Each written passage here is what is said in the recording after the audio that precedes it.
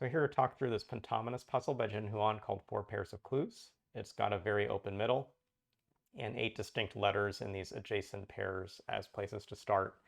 And I want to start this video with a spot that drew my eye. I don't think it's a spot that naturally draws eyes, but the F and Z are two fairly constrained shapes because of how they're positioned near the edge of this. So let me talk about what I mean in doing that. Let's start with the F shape. There are obviously rotations and reflections of the shape I've just drawn, but it's always going to fit within a 3x3 bounding box. And we should then be able to think about what is, in this bounding box, the role of these different cells. There's a center cell. It should be pretty clear this F is not that center cell. Like, there is no 3x3 bounding box that works with that on it. So this is one of the edge cells. But 3 of these edge cells come straight into that center. And this cannot come into the center at this time. This cell is exactly the corner. And we don't know which way this then goes. So you may have to think in your head, does this come up as the corner or down as a corner? And you'll see that because of isolating that upper left cell, this has to come down as that corner cell. But just recognizing you not only have an F, but you have the corner cell of an F is a way to make some quick progress. And that comes from experience with these shapes, but it also comes from thinking about the 3x3 bounding boxes that need to be there. And so let me give you the Z example. It's not that different. Again, we can start by thinking about this bounding box. This Z is, again, not the center cell, and it's not going to be one of these cells that's coming up or down. So this is either this corner or this corner. The real way to think about it is there will be a reflection of the shape that matters. And so does this Z go like this? That's, again, isolating in this side. It can go like this. And so for both of these pentominos, if you recognize that you're dealing with a corner cell of the VF and a corner cell of the Z, you can make fairly good headway with those shapes. How does that then lead into the next placements? Well, this V can't come up because it's isolating cells, so it's got to go to the right, and it also can't come up then because we'd isolate 6 cells, not 5. So this V has to take this shape, so we've got that full pair in the grid. This T can't come straight to the left because in doing so, it would isolate too many cells, so there is an edge here. T's always go 3 in a direction. And then there are still 2 options here. There's this option and this option, but we'll see that this option with the next run of 3 cells coming through, this is the middle cell of that T, put just 4 cells down here. That doesn't work. So this is the T. It's giving us a 6-cell shape in this lower left corner, so we've got to take 5 of those cells and have 1 outlet. That completes this Y. We get these 4 cells forming a pentomino. It's not going to want to come down to be a Z, but it could be an L or a U. Not more we can do there, but we've got the whole left and bottom of the grid by looking at those 2 pairs.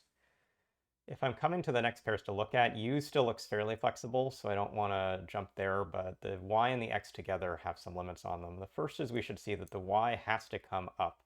If it's coming down, Y has basically a 2-cell stretch and a 4-cell stretch to think about in orthogonal directions, and this can't be 4 cells long, but if this were indeed the 2-cell stretch, it has to be able to reach both right and left from it. So one thing we can draw for sure is we know that we at least take that cell for this Y. One thing that means is this X that looked like this at the start is no longer possible, so this is an edge. This X coming down is no longer possible because we'd isolate this corner, and so we can get the only X that works as this shape. And this now sets up an interesting break apart of this lower right corner where the counts will likely matter for this to work. And we have a few options for this Y, so let's really think about them.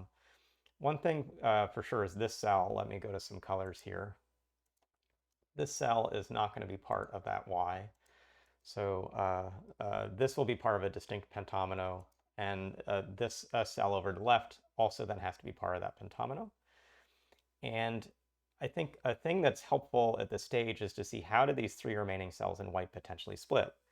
One way you could think about them splitting is only one more is part of this Y. Like, again, recognize that this Y is part of the 4 long stretch, and there is an option that only takes these. But there's also an option that comes down here and looks like this. So eliminating this option is critical because it's going to shrink the space of what's left. And the thing to note is you are basically breaking apart the rest of the grid into another Y. This is a common kind of deduction in Pentominous that we can't only take this cell in blue, which means we either don't take it, so they're all red, or we take all 3 of these and they're all blue. So let's actually do this, which is we know that these 3 cells join. We just don't know if they join to the top or bottom pentomino. And that's actually true at this stage. It's not easy to have shown, but once we eliminate that one option for the Y, these now all have to work together as part of a P or part of this Y. Let's now count what's left. If this joins to the y, then these two cells with 3 more here, it doesn't matter their shape. Let me draw something that could be valid, like an I shape works. And then we're left with 4 more that have to join to this group of 2. 4 plus 2 is 6. It's not a unit of 5. That's not going to work. And so from a count here, 7 plus 2 being 9 doesn't work with that. But 5 with a group that can add up here does work with this. So this has to break this way. This is the one outlet cell. We get these 4 cells together. They don't want to be part of a T, so this gets marked off. We get this Y. We get this U. This Y now has to have this as its long direction, and where it's got one of these 2 cells to take, it's got to take the one that doesn't get isolated. So it looks like it's down here, and we've got a good fill now for this side of the grid, and maybe can finally consider what's going on with the U and the P. And some of this we might have been able to start earlier in the puzzle, at least to see that there are really 3 options around the U. So let me just color them in quickly so you see those. The U can look like this, wrapping around the P, and then the P is going to come straight down. The U can look this way, and the U can look this way. And that's because it's isolated. This is, to think about this, this is not a corner cell of the U. If we have this U shape, this is not this cell or that cell of the U. The remaining cells of the U is this one, or this one, and we're effectively putting those around the grid. Now, the ones that are more limiting are going to be the ones that don't take a cell to the right or to the left. So let's test those first. And let's ask a question like, is it possible that this isn't used? And what this would do is break apart this P. The P will always take 3 cells in a row because this U is wrapping around the P in all those situations, and then it's going to have to take 2 more cells to flop out, and so this will have to take these, but notice we're leaving behind a 2x2 square, which will necessarily be part of another P shape. So 2 touching P's of the same form, that doesn't work. The U will always take this cell to the right. It may or may not take this cell, so this is a good next one to potentially look at, or even this one. And so let's get some intuition about what may cause problems. On this side, we're putting in an L with an open space and a big P. That still looks okay to me.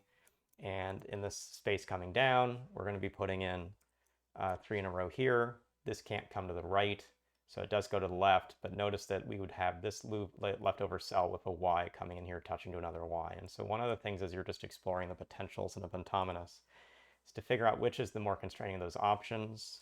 In this case, this is a very constraining option. This is bad. This is bad. I'll just show you exactly it's bad because of this.